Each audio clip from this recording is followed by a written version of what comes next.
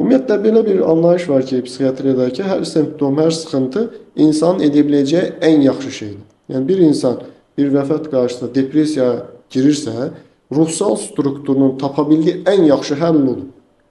Amma bu ən yaxşı həll hər zaman ən effektiv olmaya bilər.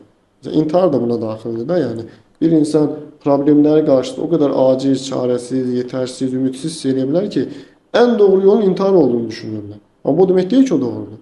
Həmin şəraitdə kənar müdaxilələr şərtdir. Ona görə biz belə şəraitlərdə, xüsusilə travmalarda, xüsusilə bu intihar vəziyyətlərində məcburi xəstəxanaya yatış, məcburi müalicə təklif edirik ki, bu ruh halı keçəndən sonra o hələn doğru həll kimi görünmür.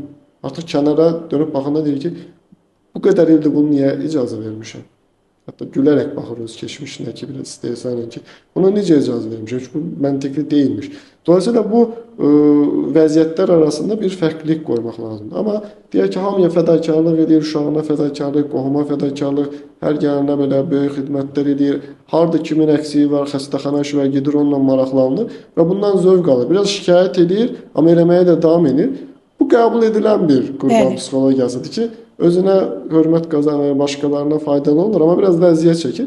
Biraz onun şiddətini azaldırır. Onu tamamən dəyişib başqa insana çevirmək, yönləndirmək də doğru olmaz. Ümumiyyətlə